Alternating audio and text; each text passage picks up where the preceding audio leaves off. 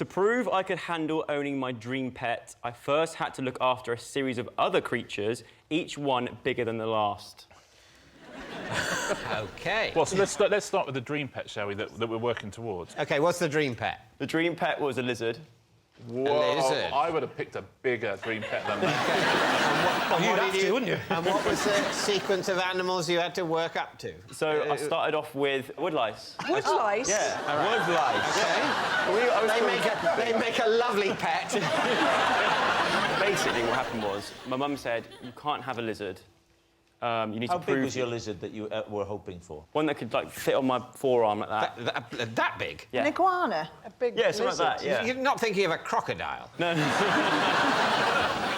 So my parents were like, if you want to get a lizard, you obviously got to prove that you can look after animals. And how did you prove with the woodlouse that you were a responsible I owner? had to just look after them for a week and keep them alive for a week. How did you do that with the woodlouse? Just let them get on with it. Turns out they're pretty good. They can look after themselves. So you took a woodlouse from under a stone. And a log. And under a log, great. You sure it wasn't a vlog?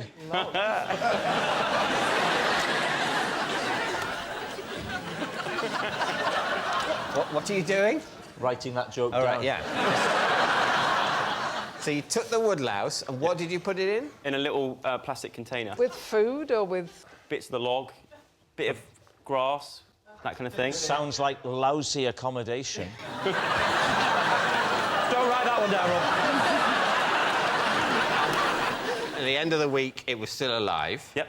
And your parents said, great, it's time to upgrade to a... Stick insects. Oh, where did you Quite a big find jump. that? So my cousin had some, and I was Yeah. really jealous of them, and I really liked them, so he gave me some of his. And then I looked after them for a bit. How did you look after them? I had like an empty like lollipop jar. What had happened to the woodlouse, though? I forgot, but they were actually quite boring pets. They don't do a lot. They're not very affectionate, are they? Woodlouse. But it wouldn't be better if they were. Thing is, I'm not sure. Go into the garden, all the woodlice are bounding up to you, trying to lick your face. that's the thing.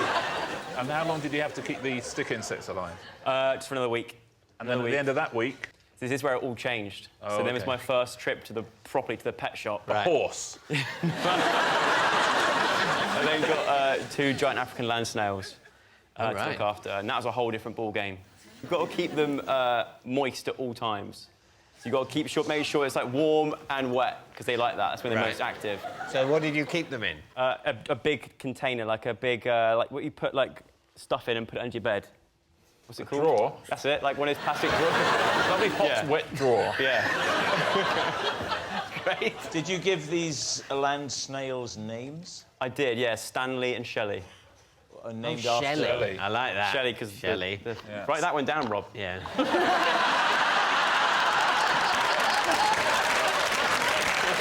You may be good at dancing, but I'll decide which jokes make my book.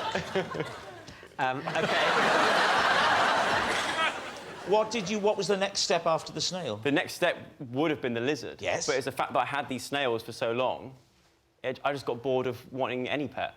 It made me realise that maybe I'm not ready for Very any pet. good parenting, Yeah. I would say, isn't it? Literally waiting for the snails to die put you off the lizard. All right, what do you think?